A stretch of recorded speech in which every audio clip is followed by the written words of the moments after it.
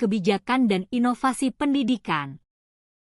Seiring dengan perkembangan zaman dan kebutuhan akan sumber daya manusia yang berkualitas, merujuk pada individu yang memiliki pengetahuan, keterampilan, sikap, dan nilai-nilai yang diperlukan untuk berkontribusi secara efektif dalam organisasi maupun masyarakat.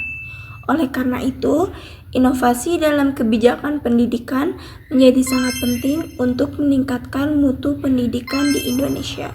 Dengan itu, inovasi merupakan kunci utama dalam menciptakan perubahan yang positif dalam dunia pendidikan.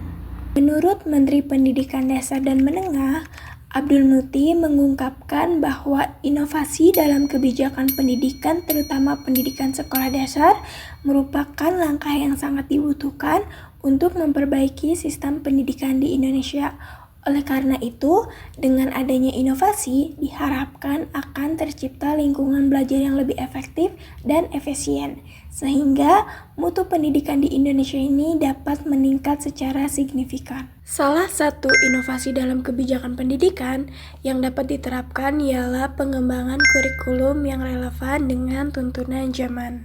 Karena kita sudah ada di zaman di abad 21, maka kebijakan-kebijakan perlu adanya inovasi yang sesuai dengan keadaan saat ini, yaitu penggunaan teknologi dalam proses pembelajaran. Dengan memanfaatkan teknologi, proses belajar mengajar dapat menjadi lebih menarik dan interaktif. Hal ini juga dapat meningkatkan minat belajar siswa dan membantu guru dalam menyampaikan materi pembelajaran dengan lebih efektif. Dengan mengimplementasikan inovasi dalam kebijakan pendidikan saat ini, kerjasama antara pemerintah, sekolah, guru, dan masyarakat sangatlah penting. Seperti yang telah kami lakukan wawancara mengenai kebijakan dan inovasi pendidikan dengan Ibu Hanifah, bahwa inovasi dalam kebijakan pendidikan saat ini dapat berhasil jika semua pihak saling bekerja sama dan memiliki komitmen yang kuat untuk menciptakan perubahan yang positif dalam dunia pendidikan. Pertama-tama yang harus dipersiapkan itu tentu mulai dari kepala sekolahnya ya, sebagai manajer, sebagai pemimpin gitu. Karena fungsi kepala sekolah sebagai manajer dan pemimpin itu sudah berbeda gitu ya.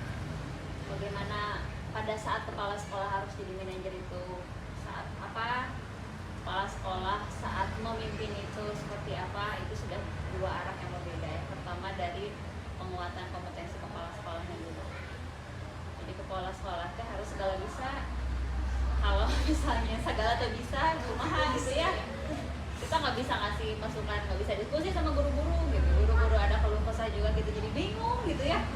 Jadi bingung, makanya sebagai kepala sekolah pun tetap harus meningkatkan kompetensi diri. Kalau perlu sekolah lagi terus ya gitu ya, terus belajar ya, mengembangkan. Bukan hanya kita nyuruh guru-guru, ayo tuh ikutin seminar WhatsApp, adik kepala sekolahnya nggak mau gitu ya. Nah, mulai dari kita nggak usah minta ke guru-guru buat ayo ya, kalau misalnya untuk ngedorong mah ya wajar lah ya. Maksudnya tidak harus memaksakan. Jadi kita dari kita sendirinya aja dulu, jadi teladan ya. Kebetulan saya juga kan langsung lanjut doktoral, sekarang tuh udah tahun kedua.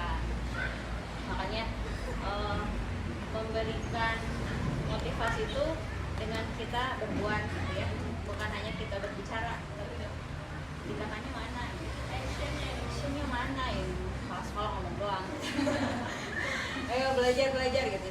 Insya Allah kalau misalnya ngelihat jadi kayak kok mau ya saya lanjut gitu kan. Di sini apa aja pernah sekali tuh ada mamanya, Bu, boleh kan jemput HP gitu.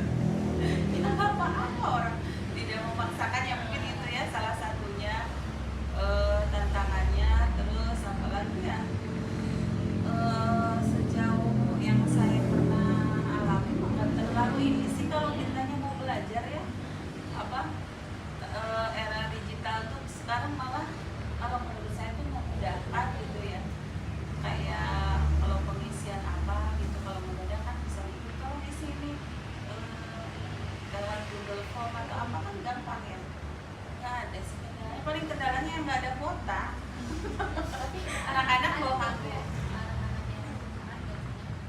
Iya ada itu kan, diatasinya dengan cara berkelompok.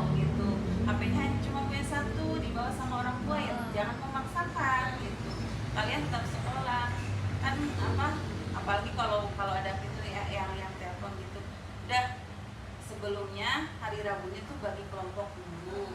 Nanti kelompok satu siapa yang siap bawa HP, jadi cuma satu orang satu kelompok gitu. Jadi itu aja cara mengatasinya. Jadi udah dipersiapkan sehari. Iya, iya. Sehari itu udah mau. Udah tinggal eksekusi. Oke, selanjutnya bagaimana dukungan dari pihak sekolah mendukung kebijakan pendidikan di era keseluruhan? Apakah sudah cukup membantu dalam upaya inovatif yang digunakan? Apa dukungan ya? Dukungan mah ya harus ditingkatkan lagi. Misalnya dengan cara menambah proyektor lagi gitu ya.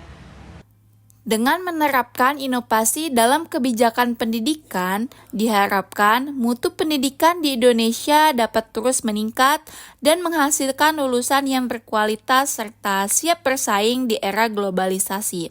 Oleh karena itu, penting bagi semua pihak untuk terus melakukan perubahan dan inovasi dalam dunia pendidikan demi menciptakan masa depan pendidikan yang lebih baik.